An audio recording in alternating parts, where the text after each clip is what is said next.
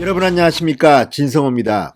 오늘 문재인 대통령의 신년 기자회견, 그 내용에 따라 희비가 엇갈리는 사람들이 있습니다. 바로 차기 대권을 노리는 사람들입니다.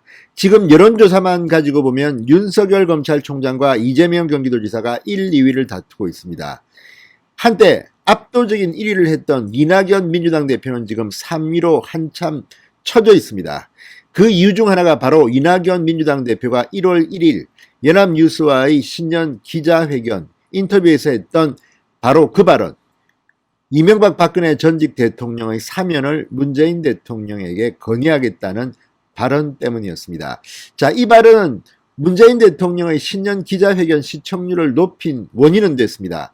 과연 문재인 대통령이 이낙연 대표가 쏘아 올린 작은 공, 바로 이 전직 대통령 사면에 대해서 어떤 입장을 표명할까 관심이 있었고, 첫 번째 질문도 바로 이것이었습니다. 그런데 문재인 대통령이 입이 열리는 순간 이낙연 대표는 참으로 모양이 우습게 됐습니다. 오늘 이낙연 민주당 대표는 당대표실에서 이 민주당 지도부들과 함께 문재인 대통령의 신년 기자회견을 생방송 중계로 보고 있었습니다. 그런데 문재인 대통령의 기자회견이 시작된 지 10분쯤 지나서 자리에서 일어났습니다. 자리를 떴습니다. 자, 이낙연 대표는 어쩌면 문재인 대통령의 신년 기자회견과 관련해서 빅3 중에서 이낙연, 이재명, 윤석열, 이재명, 이낙연 중에서 가장 피해자일 수가 있습니다. 오늘 문재인 대통령은 이낙연 대표가 했던 이 사면 건의 무참히 짓밟아버렸습니다. 사면 지금 말할 때가 아니다. 거의 이낙연 대표 우습게 됐습니다. 반면 이재명의 재난지원금, 코로나 지원금과 관련해서는 비교적 우호적인 발언을 해서 이재명 지사는 지금 신이 났다고 합니다. 또 윤석열 총장에 대해서도 굉장히 좋게만 했습니다. 추미애 장관과 윤석열 총장이 갈등을 빚었음에도 윤석열 총장은 문재인 정부의 검찰총장이다. 정치를 할 마음을 가지고 검찰총장직을 수행하고 있다고 생각지 않는다. 거의 윤석열 대변인처럼 이야기했습니다. 반면 추미애 장관은 모양이 아주 우습게 돼버리고 말았습니다.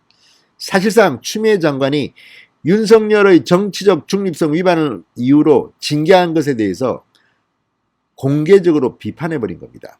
윤석열 총장도 오늘 기분이 나쁠 것 같지는 않습니다. 반면 이낙연 대표만 오늘 정치적 운이 다했다는 그런 해석까지 나올 만큼 망신을 당했습니다. 자, 이낙연 대표는 10분 만에 자리를 떠서 기자들에게 몇 마디 하고는 기차를 타러 갔습니다. 그리고 광주로 내려갔습니다. 광주에 가서 국밥을 먹었다고 합니다. 왜 그랬을까요? 진성호의 융단 폭격 시작합니다. 이낙연 더불어민주당 대표를 융단 폭격합니다. 방송에 앞서 아직 진성호 방송에 구독자가 아니신 분들은 붉은색 구독 버튼 눌러주십시오. 더 좋은 방송으로 보답하겠습니다. 이낙연 대표는 참 앞이 안 보일 것 같습니다. 답답할 것 같습니다.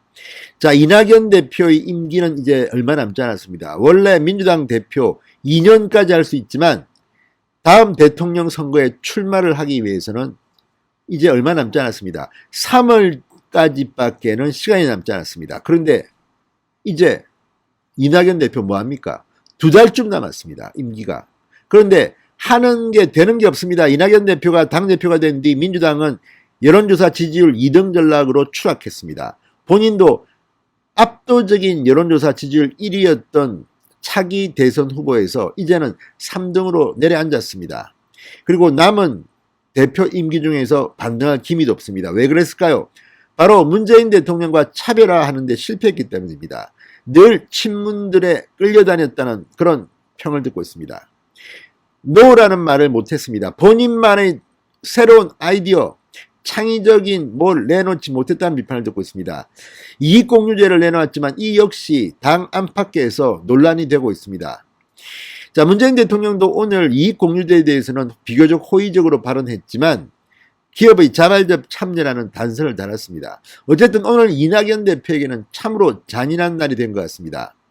자, 이낙연 대표 국회 당대표실에서 문 대통령 신년 기자회견을 생중계 방송을 보다가 10분쯤 있다 자리에서 벌떡 일어났습니다.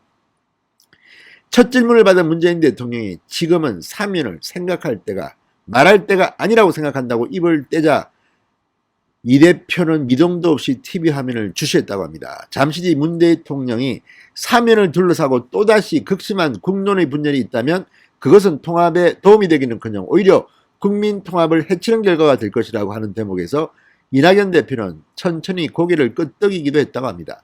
그렇지만 마음속은 굉장히 열받을 겁니다. 자, 이낙연 대표는 기자들에게 대통령의 뜻을 존중한다 이런 말을 남기고 광주행 KTX에 몸을 실었습니다. 참으로 씁쓸했을 것 같습니다. 자, 어쨌든 문재인 대통령은 지금 임기 중에 사면을 할 가능성이 저는 있다고 봅니다. 때가 되면 하겠죠. 그렇지만 이낙연 대표의 건의를 받은 사람 모양새는 아닌 것 같습니다. 자, 광주로 간 이낙연 대표 국립 5.18 민주묘지를 찾았습니다. 그런데 주변에는 지역 시민단체 인사들이 이낙연은 이명박근혜 사면 완전 철회하라고 적힌 피켓을 들고 모여들었습니다. 광주에서도 별로 기분이 안 좋았을 것 같습니다. 자, 이 대표는 이 자리에서도 아침에 제가 말씀을 드렸습니다만 대통령의 뜻을 존중합니다 라고 대통령 말씀으로 그 문제는 매듭 지어져야 한다고 생각합니다 라고 말했습니다. 신년벽두 정치권을 강타했던 사면론이 2주일 만에 그냥 사그러지고 말았습니다. 자, 어쨌든 이런 이낙연 대표 정치적 상처가 간단치 않은 것 같습니다. 사면론 2주 만에 진압됐습니다. 그 책임은 오롯이 이낙연 대표에게 온 것 같습니다. 호남의 재선의회는 중앙일보와의 통화에서 이 대표가 처음 사면론을 꺼냈을 때부터 속으로 반대했다.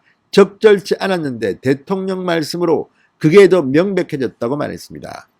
강성친문 쪽에서는 이제 이낙연은 어렵다고 본다. 지지율 하락 국면에서 섣부른 사면론을 주장해 더 어렵게 됐다는 관측까지 나왔다고 합니다.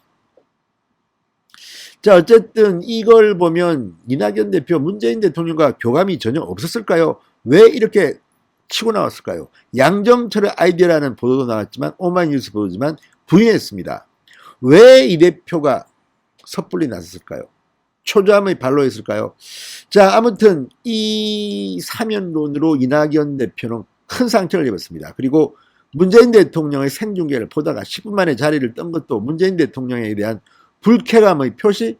물론 KTX를 예약했기 때문에 일어섰다는 이유는 있지만 왜 굳이 이렇게 일정을 짰을까요? 자, 일단 이낙연 대표는 이 일을 수습해야 됩니다. 자, 광주 방문 이낙연 대표는 오늘 서구 양동시장 그리고 천주교 광주대교구장 김희중 주교 예방 등 민심 달래기 행보로 채워졌다고 합니다. 이 역시 이낙연 대표가 원래 전남 출신 아닙니까? 전남 지사를 하지 않습니까? 본인의 고향인 호남으로 가서 한번 민심을 사면론으로 불거진 민심을 달래려는 것으로 보입니다. 자, 어쨌든 최인호 수석 대변인 이런 발언들을 보면 이 대표의 입장을 가급적 배려했다는 당직자의 말도 있었지만 상당히 지금 곤란해하는 것 같습니다. 자, 이낙연 대표는 광주에 가서 뭘 했을까요? 국밥집을 갔습니다. 근데 아무튼 이런 것을 보면 상당히 이낙연 대표가 지금 마음이 싱숭생숭한 거 아닐까 싶습니다. 자, 민주당 이낙연 대표는 오늘 오후 광주 서구 양동시장의 한 식당에 갔습니다. 그리고 노무현 대통령 국밥 드신 자리라는 팻말이 붙은 자리에 앉아서 국밥을 먹었다고 합니다. 2002년 노무현 전 대통령이 방문하며 메뉴에 있던 노무현 국밥, 이 서관 뒤 장터국밥으로 이름이 바뀌었다고 합니다. 어쨌든 노무현 국밥 먹었다고 합니다. 광주 양동시장에서. 이낙연 대표의 마음속은 지금 어떨까요? 아무튼 이낙연 대표는 점점 더 대권에서 멀어지고 있는 것으로 보입니다. 진성호의 융단 폭격이었습니다. 여러분 감사합니다.